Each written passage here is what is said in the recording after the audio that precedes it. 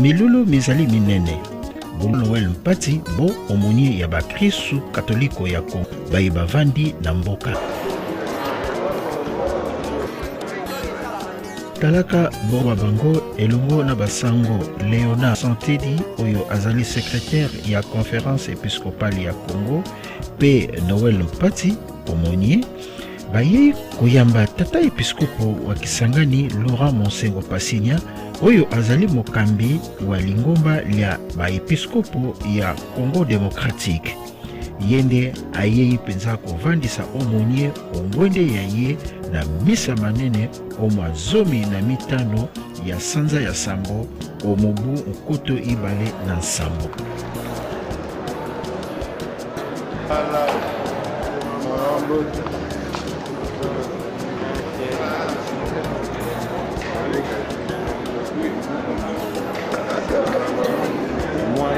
Moi été musala makasi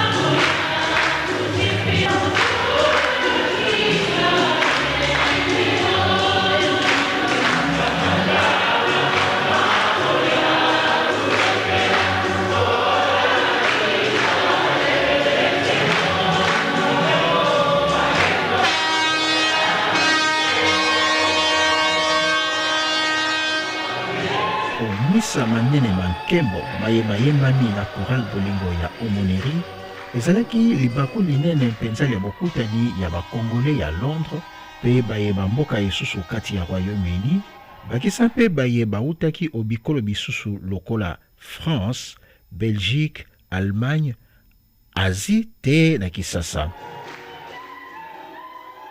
Ondako nzambe Mosantu Jeanne d'Arc motango mabanganga nzambe zomi na babale bayaki kosambela elongo na baepiskopo babale tata episkopo Alan Ops episkopo Atali Mambi ma bakristu bikolo bisusu baye bazali awa na mboka Londres pe yemoko Thomas wa cardinal Cormac Murphy O'Connor na pe Monseigneur Laurent Monsengo Pasinya Thomas wa Ecclesia ya Congo.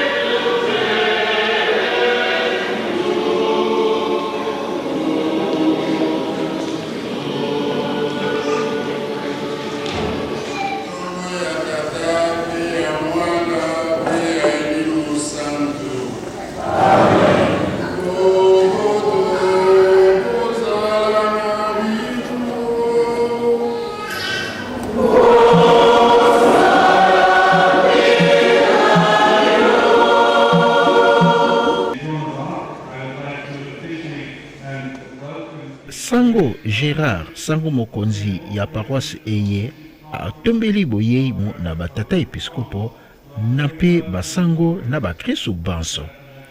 Paroisse eye ezali nde esika bakatoliko ya Congo bavandi na Londres bakosambela.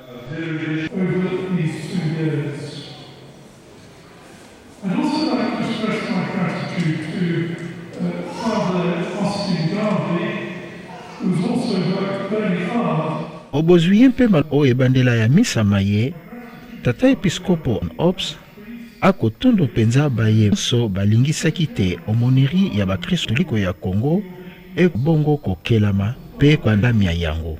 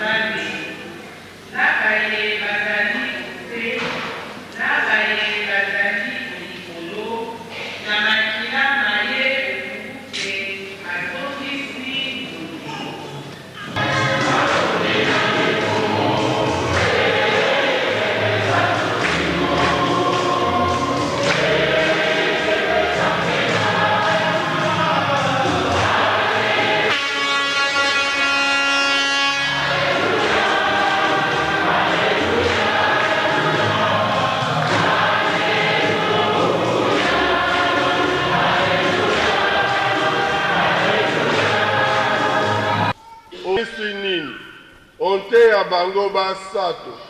Nani amilakisi moninga wa moto oyo akweyaki o maboko mabayibi? Motei wa mobeko azongisi oyo ayokeli ye mawa. Yesu alobi na ye, kende yompe sala sebo. Yango wana totindeli bino monie mpepo ya komonisa ya solo te. Biso tosepeli te bino bozwa omonie bomoni président ya konferense ye na secrétaire général. Elingi koloba te na biso na bino tozali motema moko mpo te bino bakongo bakatolike bozali na mba oyo bomonisa ya solo eloko kombo nini kozala mokristo. Eloko kombo nini kozala mokristo. Toye po ya liseki te, toye po ya lisano te, toye po te na biso baye bozali kuna na mboka na bino baye bozali awa. Tomonisa te Yesu Kristo akoma epai ya biso te tozali kolanda yango te tolingi pe tomonisa te tozali banzeneneke ba Yesu Kristo. Yango wana toye awa na Moselabe po ya komonisa te awa bino bozali awa biso kuna mitema likolo likolo tozali komituna bakristo na biso kuna bazali ndenge nini boki yango wana nasengi bino palado bozala bakristo basolo. Bokozala bakristo basolo ndenge nini eklesia epesi biso matangi lelo. Yango wana toyembaki mobeko monene mwa bana banzambe tolingana banso loko batata moko. Yesu alobi na biso nini? Moto moko aye kotuna ye alobi mobeko monene kati ya liboko ya nzambe bizali nini? Lokola moto wana azalaka motei, Yesu alobi na ye bakomi nini okati ya buku? Alobi ekomani linga nzambe mokonzi wa yo na motema mwa yo mobimba na mayele mayo manso na makasi mayo manso mpe linga moninga wa yo lokola yo mei. Yesu alobi salaka bongo mpe okobika. Mpo amonisa te atunaka motuna ya pamba te alobi kasi moninga wanga nani? Bandeko boboto bondeko motuna yango wana totunaka mpe yango te moninga wanga nani? Tosi toyebi yango olingi ozongisa lisusu te tosi toyebi yango to biso mpe totunaka Yesu moninga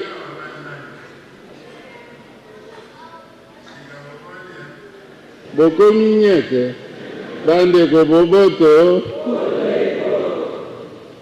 alobi linga mokonzi nzambe wa yo linga moninga wa yo.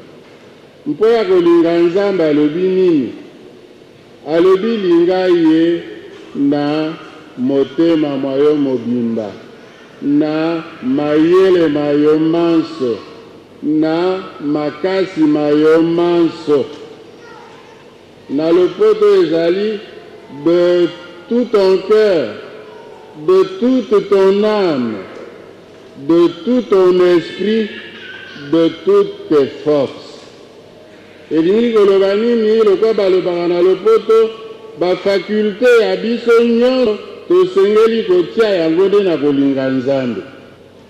Ezala maye, ezala motema, ezala molimo, ezala mpe makasi ya nzoto tosengeli kosala manso mpo ya kolinga nzambe. Bolingo ya biso mpo na nzambe ezalaka na suka te. Moto na moto asala manso ya koki mpo te alinga nzambe. bolingo ya nzambe ezali ndenge wana ezali te lelo olobi mpona lika nzambe nakemisa lobo olobi awa nalembi bukongo pasi natikala na ndako nsima ya mikolo misato olobi lelo nakei kotala ndeko azali maladi mokolo mwa mine olobi a makolo pasi nzoto mingai navanda kaka na ndako te bolingo ya nzambe tokosala yango na mayele manso na motema monso na molimo mwa biso mpe na makasi mwa biso manzoto manso ezali na suka te kasi abakisi alobi mpe linga moninga wa yo lokola yo mei bandeko boboto bolingo mpo ya moninga apesi ndenge nini tosengeli kolinga yango alobi na biso te linga nzambe lokola ozali komilinga yo mei te nde na moninga alobi linga moninga wa yo lokola ozali komilinga yo mei ezali likambo linene metele oyo tosengeli kozala nango mpo ya kolinga baninga ezali ndenge biso mei tozali kolinga komilinga elingi koloba nini ya liboso elingi koloba makambo manso malamu oyo yolingaka te basala yo sala mpe na moninga makambo manso mabe oyo olingaka te ete basala yo osala mpe na moninga te o wana ndenge balinga olinga moninga ndenge ozali komilinga mabe oyo olingaka basala yo te kosala moninga te olingaka basalela yo songisongi te kosalela moninga songisongi yo te bolingo ya biso bakristo na bondeko bwa sika etali bikolo te etali origine te etali famille te bondeko na biso ezwi sika metele mosusu ayebisi biso mobeko alobi lingana lokola nga nalingaki bino mokristo alingaka koleka oyo balobaka na bondeko bwaka olinga moninga wa yo lokola ozali komilinga te olinga moninga wa yo lokola Yesu alingaki yo wana ndenge biso tolingaka bandeko kolinga ndenge Yesu alingaki biso ezali nini kolinga na komikaba mobimba ata te na liwa mpo ya kobikisa moninga omikaba kolinga oyo ezalaka na metele te lokola Saint Augustin azali koloba mais la mesure de l'amour c'est d'être sans mesure wana bolingo ya mokristo kolinga ndenge Yesu Kristo basi na yango tomoni te na bondeko bwa kala nzambe apesaki mibeko eke moke toye kokoma na suka ya mama ya bolingo ezali oyo Yesu Kristo amonisi biso tolingana lokola ye alingaki biso tolinga bandeko babiso totala bikolo te zambi Yesu Kristo atalaka bikolo te tolinga bato banso mpo awa Yesu Kristo awaki mpo ya bato banso awaki mpo ya bana bayuda kaka te awaki mpo ya bapagani asali eklezia ya ye mpo ekolo biso mobeko ya biso kaka moko wana kolingana na modele oyo Yesu Kristo alingaki biso bandeko bana banzambe boboto bondeko yango koloba nini esika bolingo ezali bokabwani ezalaka te esika bolingo bozali bolimbisani bozalaka esika bolingo bozali boyokani bozalaka soko kati ya biso bandeko biso lingomba ya bakristo tolingi toyeba ndenge nini tozalaka soko ya solo bolingo bozali totala tosalisaka babola soko tosalisaka te toloba tokomi naenu bakristo ya solo te tolimbisanaka to tobombanaka kanda totala malamu soko tolimbisanaka tolobi ya solo bondeko ba Yesu Kristo bokoti soko toyokanaka mpe songisongi ebomi mboka te wana toyebi te bolingo ya Yesu Kristo bozalaka bolingo ya Yesu Kristo nde wana oyo etiaka le pardon, la réconciliation, la prise en charge des pauvres parce que bolingo ya biso penza emonani na ndenge Yesu Kristo amikitisi mpe akomi mobola mpote atombola biso o wana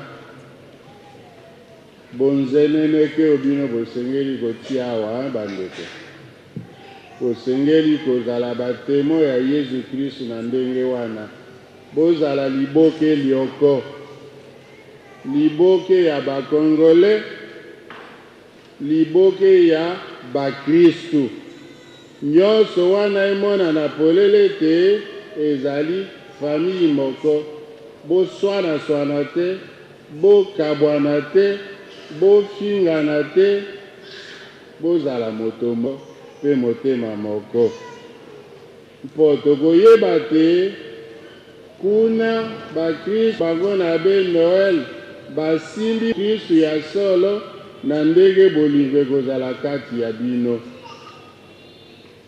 metere mosusu koyeba te tozali bakristo tolimbisaka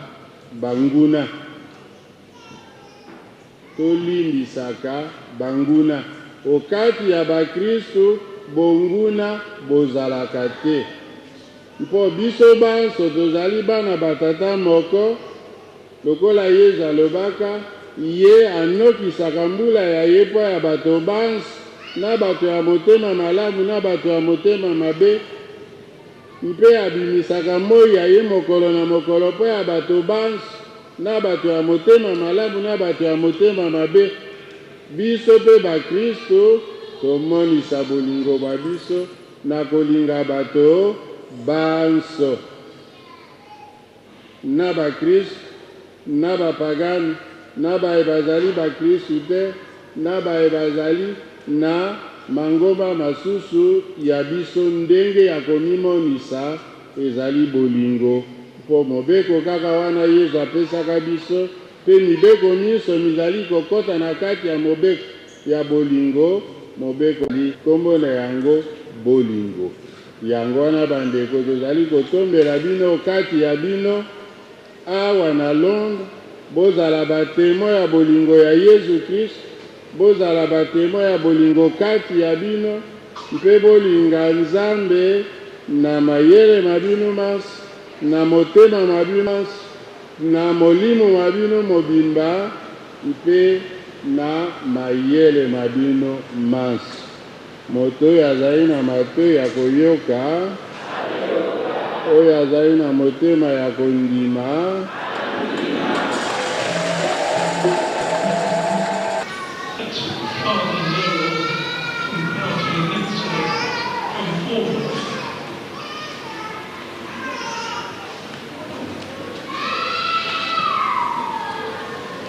ngonga bato banso bazelaki ebelemi omoneri ya bakatoliki ya Congo na mboka Londres ekomisika likambo ya solo monie akozwa ndingisa ya lokumu na bovandisi ye okiti ya ye isala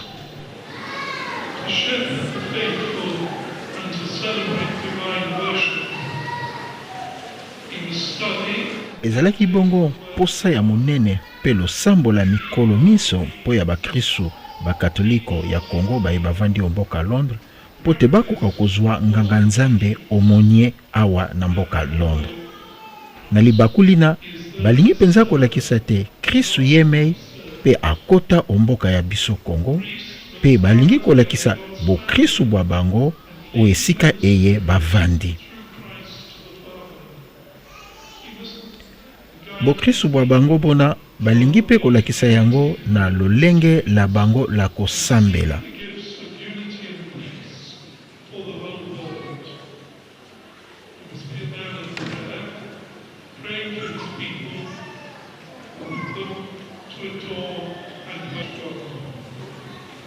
Milulu mizali pe elembo te archidiocese ya Westminster indira nganga nzambe oyo aponamaki na lisanga ya baepiskopo ya Congo po ya kosalisa bakristu ya Congo onze ya komisantisa awa na Londres.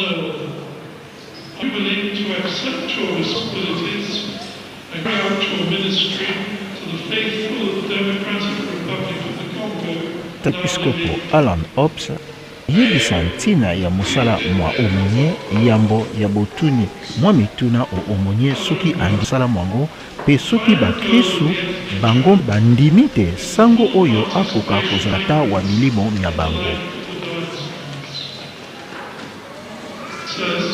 You must be a bridge linking your community, close to community. You with them are to build the church, and first of all with our Diocese Bishop and with his brothers in the priesthood, and in particular with the parish priests who have the same pastoral work to perform. Do you promise to remain in communion with the Archbishop of Westminster, the Archbishop of Southwark and the Bishop of Brentwood, in whose dioceses your company's people are living? Will you show them loving obedience and carry out their pastoral work? I will, with the help of God. Will you seek to live in harmony and close with your brothers in the priesthood in these three dioceses, especially with the parish priests, who also have pastoral responsibility for your people? I will, with the help of God.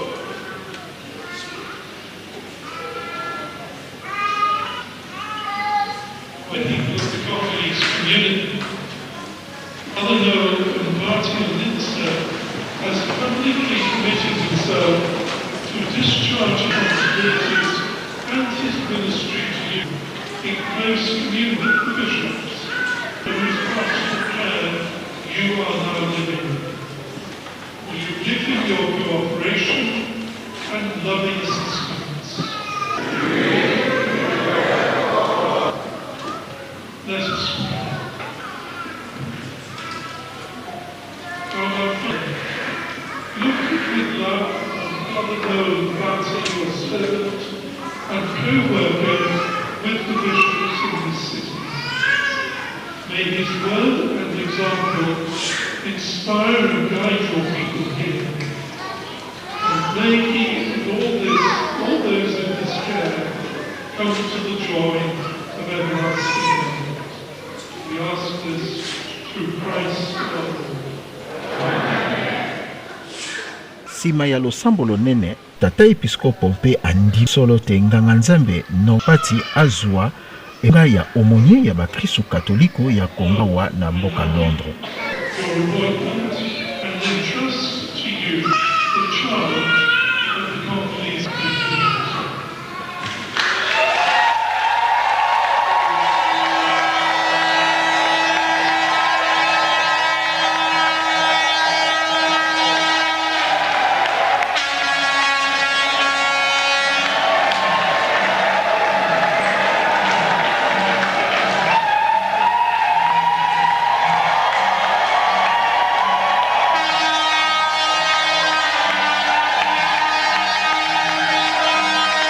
Sima ya batata episkopo, libaku lipesamaki na banganga nzambe, moniango, bapasteur bamangomba mosusu, bandeko bapaya babengamaki baninga bakelasi mpe bakristu mpo ya kopesa longonya na nganga nzambe omonie.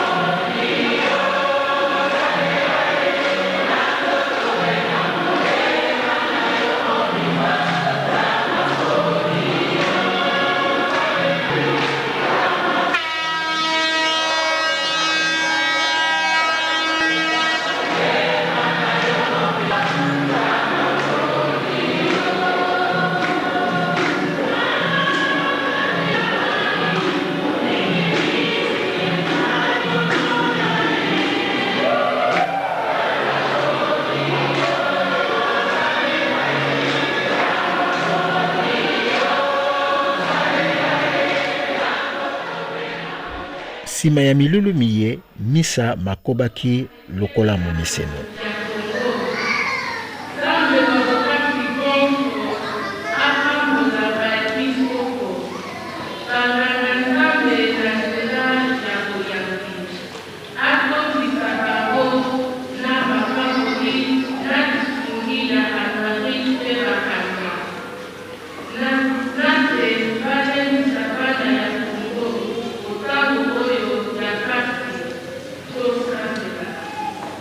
Amen.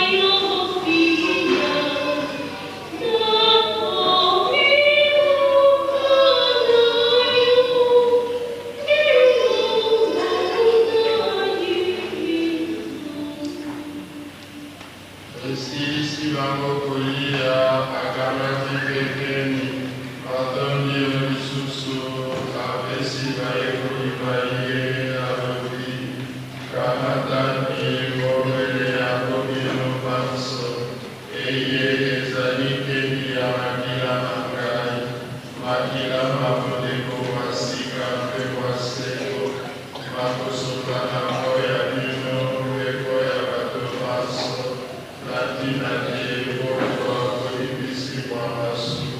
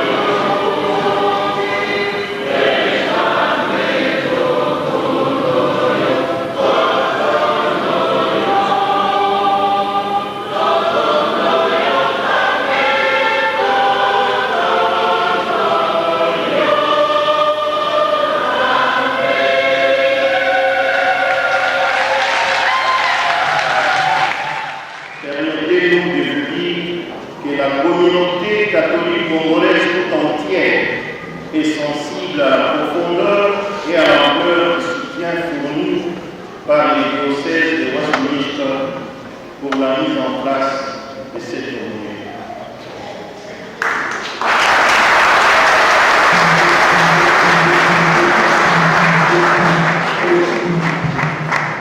À vous, Son Excellence, Monseigneur, nous vous remercions cordialement de rehausser personnellement de votre présence cette cérémonie malgré vos multiples occupations. En cette émouvante journée de l'installation officielle de notre aumônier, permettez-nous, Monseigneur, de vous exprimer à vous et à tous les membres du comité permanent des évêques du Congo la gratitude de la communauté catholique congolaise dans l'accomplissement de cette précieuse œuvre et surtout de nous avoir apporté un plus grand cadeau à mon nom, M. l'abbé Joël Paty, comme aumônier. Tout est grâce quand on reçoit tout comme grâce.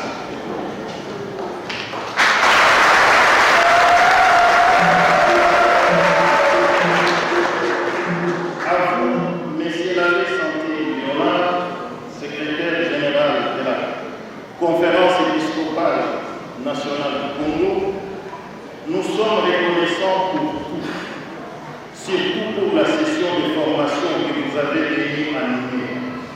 Cette inoubliable session nous a permis de comprendre que dans l'aumônerie, il ne faut pas s'impliquer, mais il faut s'engager.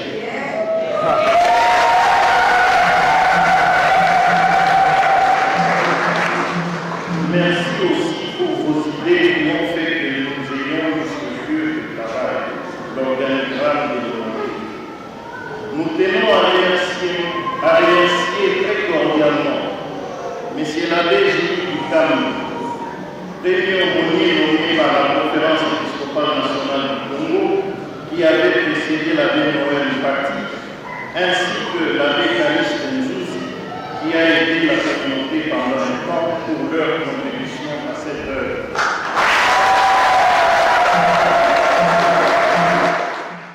Ikotondo Botondi,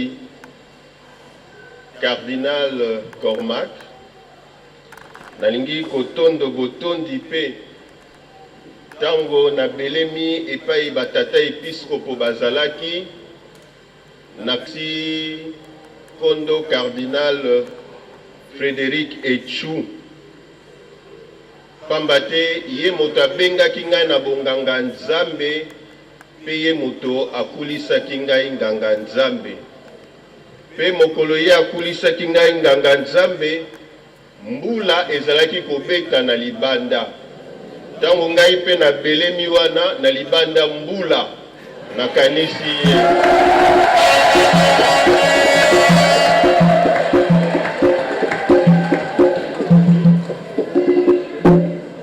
Bishops Allen Ops, thank you for everything.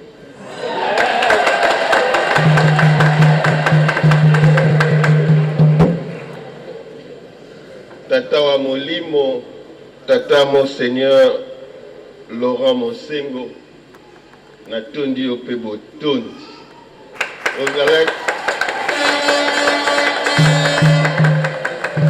Ondimi kotika misala ebele na mboka po oya awa oye po na biso banso ndenge yo moko tei olakisi bolingo boyo po na biso yango wana tolakisa ye pe bolingo na biso na bobeteli ye maboko na ndenge ya kafu-kafu.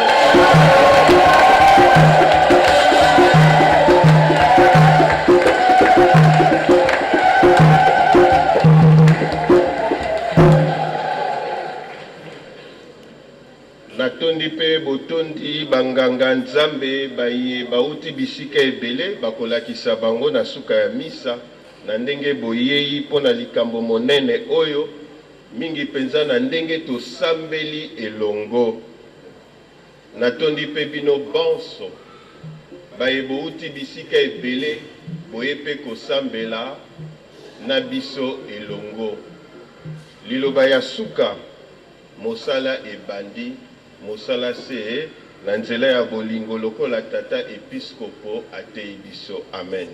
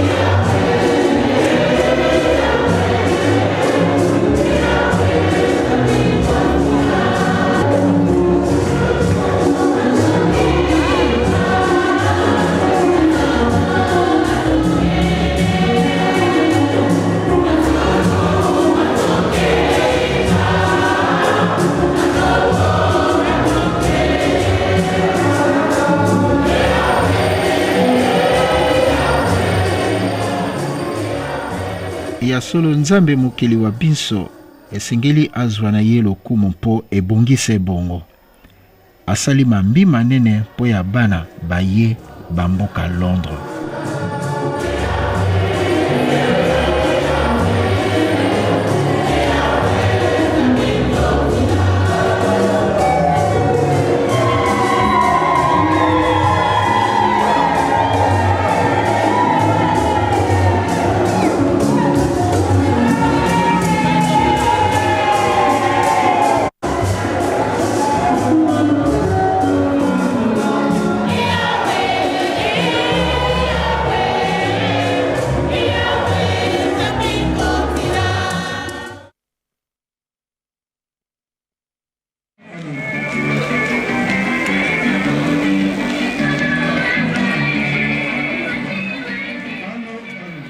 Nsima ya misa masantu masepeli manene malengelamaki mpo ya bato banso engebene na mabongisi ya bakomission iso ya omoneri ya biso.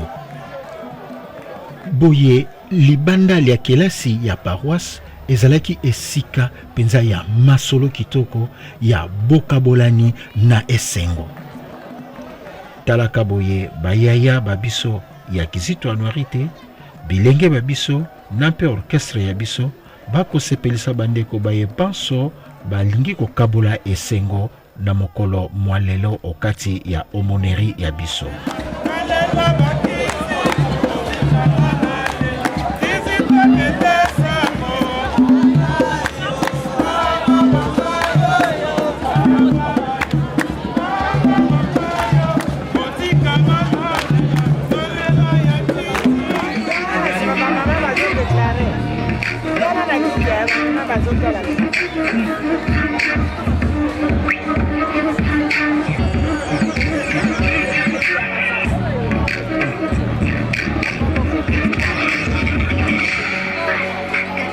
Esengo ya bozwi omoneri epesi libaku na bilenge babiso ya kolakisa maye bazali na yango na nguya pe mayele ya kosala mpo ya kosepelisa bandeko banso.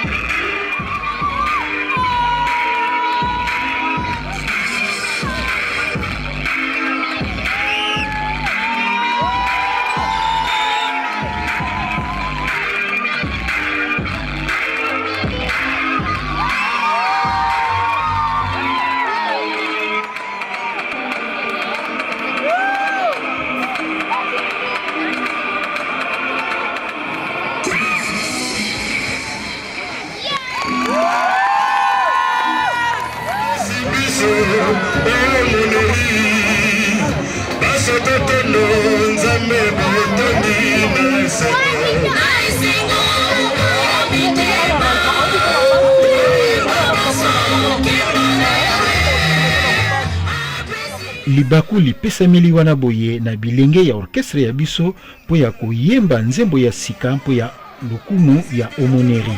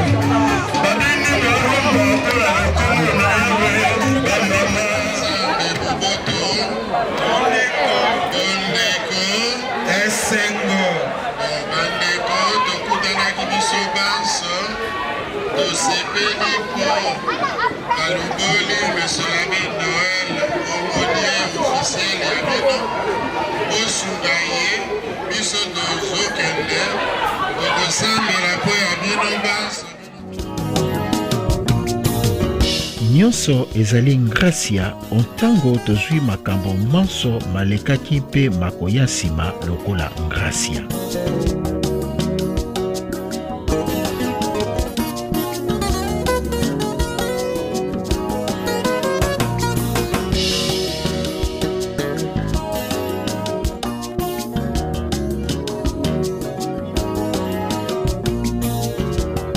onsima ya milulumi ye libaku lipesamaki bongo na bandeko ba commission ya communication sociale po ya bosololi na tata episkopo Laurent Monsengo Pasinya. Asanganaki pe na bango ndeko Yembesi moko wa television Ben ya bana ya Afrika awa na mboka Londres.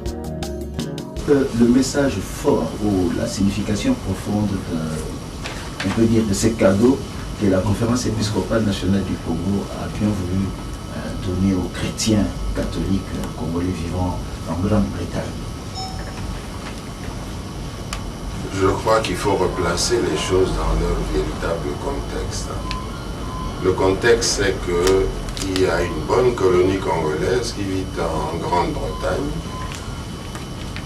Les Congolais ont demandé à l'évêque de responsable des migrants, Monseigneur Hobbs, d'avoir un aumônier. Et ils nous ont écrit pour qu'ils aient un aumônier, en insistant qu'ils avaient vraiment besoin d'un aumônier qui puisse s'occuper de la communauté congolaise catholique. Et bien, dans leur souci pastoral, le cardinal Murphy, avec l'évêque qui est chargé des migrants, ont pensé qu'ils pouvaient accéder à cette demande. À dire le vrai, c'est eux qui installent l'aumônerie, puisque l'aumônerie est sous leur juridiction et dans les diocèses qui est sous la juridiction du cardinal de Londres. Le fait que nous soyons venus a une signification, une double signification. La première d'abord, c'est de voir, de vous manifester plutôt la joie que nous éprouvons, de voir que les Congolais veulent se prendre en charge, que les Congolais veulent tenir à leur foi, que les Congolais veulent manifester cette foi suivant certaines caractéristiques qui sont les nôtres dans le cadre de l'inculturation que nous sommes en train de faire. Nous sommes venus, le secrétaire général et moi, pour dire que la conférence épiscopale nationale du Congo, la SENCO, soutient absolument cette volonté des Congolais de vouloir témoigner de leur foi en plein milieu de Londres et en Grande-Bretagne, et de dire aussi notre reconnaissance au cardinal Cormac Murphy O'Connor et à Monseigneur Hobbs d'avoir voulu décider de donner aux Congolais un lieu où ils peuvent, conformément au génie religieux de notre pays, manifester leur foi. Et donc, ce que j'ai dit hier, en fait, c'est cela le message.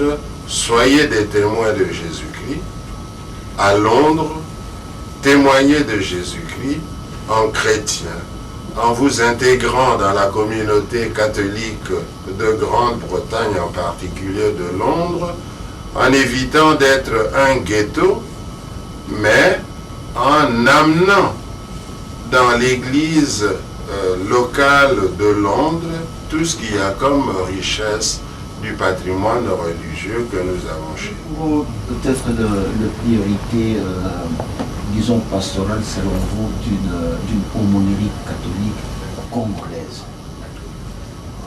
Bon, comme je l'ai dit au début, la volonté de la conférence épiscopale nationale du Congo, c'est que les Congolais s'intègrent dans les communautés chrétiennes des diocèses où ils vivent. Ça, c'est la première dimension. Ça veut dire donc que les Congolais doivent suivre les options pastorales dans ce cas-ci, de l'archevêque de Londres.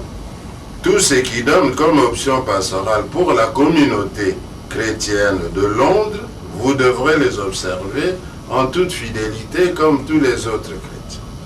La deuxième dimension, on nous dit, vous devez apporter à la communauté chrétienne catholique de Londres ce que sont vos spécificités et notre manière propre de vivre le christianisme que nous avons acquise à partir de nos efforts d'inculturation.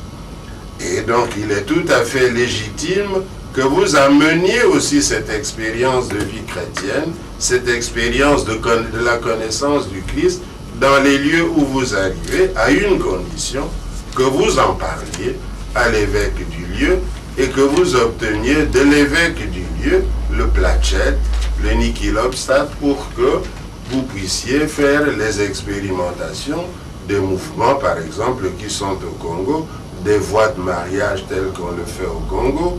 La manière de célébrer ça, c'est acquis à Londres, puisque l'évêque responsable des migrants lui-même assiste et parfois il célèbre Henri Tsaïrois. Donc, disons en un mot, intégrez-vous, n'ayez pas des espèces de cloisonnement vis-à-vis des autres, mais amener du spécifique pour enrichir l'église locale d'ici, parce que les richesses de notre façon de vivre le christianisme appartiennent désormais à toute la catholicité.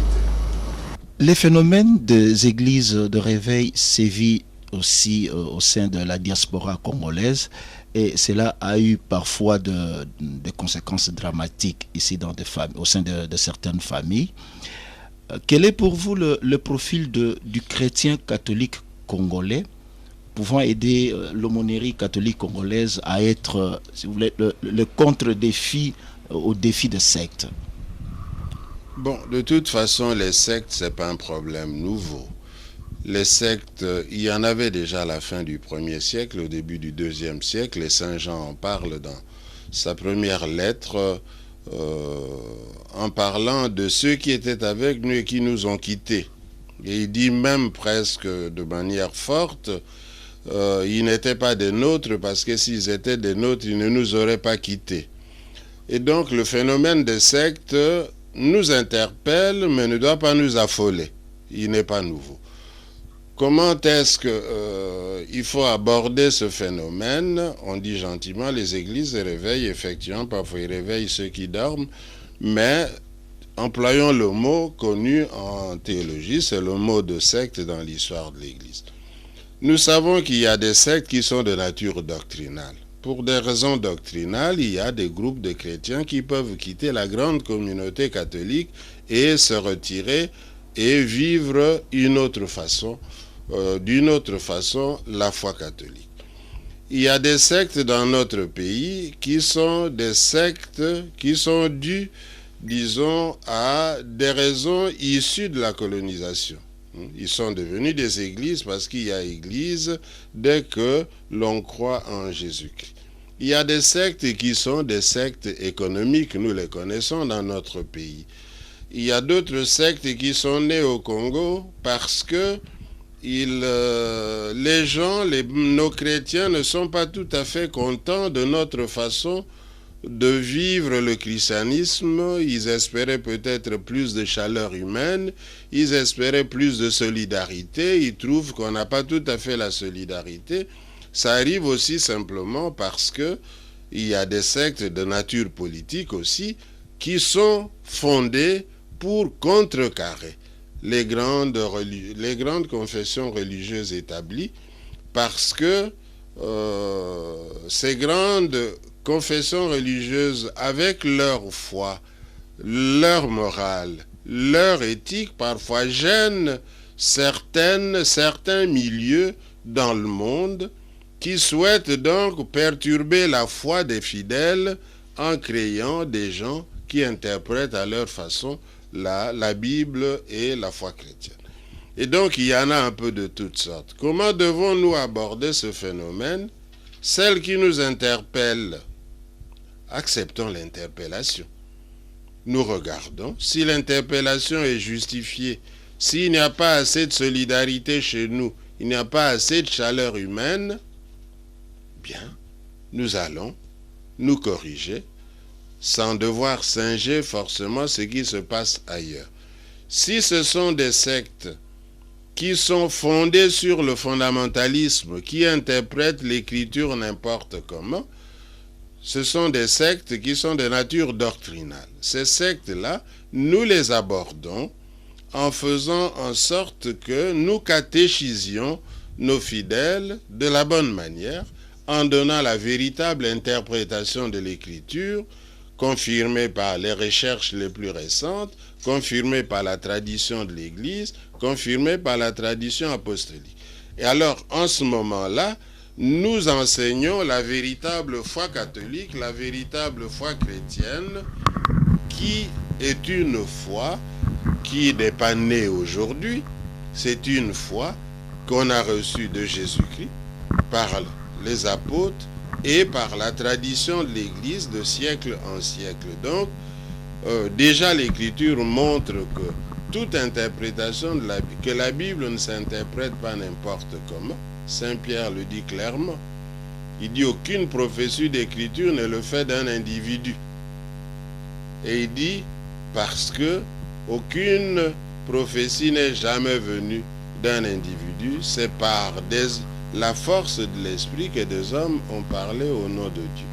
Et donc, nous devons dire brièvement ceci. Là où nous sommes interpellés, examinons l'interpellation.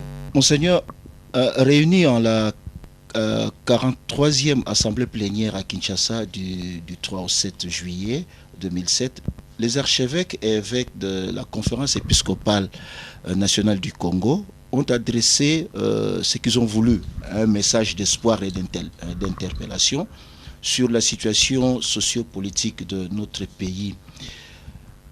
Quel est l'essentiel contenu dans Marc 2, verset 22, par rapport à la conjoncture actuelle de notre pays? Bon, le titre du message, c'est « À vin nouveau, outre neuve ». C'est une phrase que le Seigneur a utilisée dans l'Évangile pour faire comprendre aux gens qu'il était impossible de vivre l'Évangile tout en gardant la mentalité ancienne. C'est ce que nous voulons dire à nos gens. Nous sommes entrés dans la démocratie, ou au moins nous voulons entrer dans la démocratie. C'est pour ça que nous sommes allés aux élections, et voilà pourquoi l'Église s'est engagée à former la science et à donner une formation civique et électorale au peuple, et cela avec toutes les confessions religieuses. Pourquoi nous avons donné cette formation? C'était pour que le peuple congolais sache exactement ce que c'est que les élections. Pourquoi on va aux élections? Pourquoi on vote? Pour qui on vote? Et qu'est-ce que c'est que la démocratie? Quelles sont les valeurs démocratiques, ainsi de suite. Bon. Or, maintenant que nous entrons là-dedans, et nous parlons d'un qui majeur, puisque nous trouvons que l'Église il y a eu la mise en place des institutions. Si les institutions veulent faire leur travail, il y a moyen de redresser le pays. Mais nous constatons que le peuple continue avec la mentalité ancienne, soit celle de la Deuxième République. La corruption bat son plein, il a battu son plein pendant l'élection, et il continue à battre son plein. Nous constatons qu'il y a une anarchie. Or, la démocratie n'est pas l'anarchie. La démocratie, c'est l'état de droit. Et l'état de droit suppose que chacun respecte la loi. Et la loi est au-dessus de tout le monde. À commencer par le chef de l'État, toutes les institutions et tous les individus sont soumises à la loi. En d'autres termes, il est inacceptable que notre pays, on arrive à une exploitation sauvage des ressources minières et forestières, on arrive à une vie qui cure de rendre la justice, on arrive à un ensemble de valeurs dans la société. Voilà pourquoi les évêques disent, vous ne pouvez pas aller en démocratie, vous ne pouvez pas changer en gardant l'ancienne mentalité. On ne peut pas non plus vouloir bâtir un pays si l'on ne travaille pas. Donc, il est impossible d'attendre son pain en croyant que les Noko vont nous amener à manger, que les Noko vont nous amener à boire, que les Noko vont venir faire le travail au Congo. Non. Donc, c'est nous qui devons bâtir le pays. C'est à nous qu'il revient d'édifier ce Congo.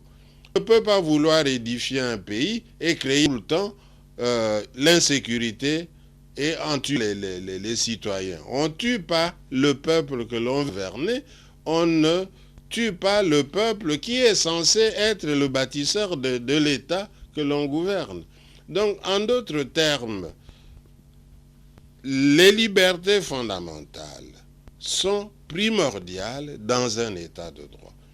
Et parmi les libertés fondamentales, la première, c'est la vie. Si on n'avait pas la vie, on n'aurait pas l'intelligence, on n'aurait pas le travail, on n'aurait pas le manger, etc. Donc, il faut protéger les vies, il faut protéger, donner à chacun de quoi se développer. Il faut un développement intégral et solidaire.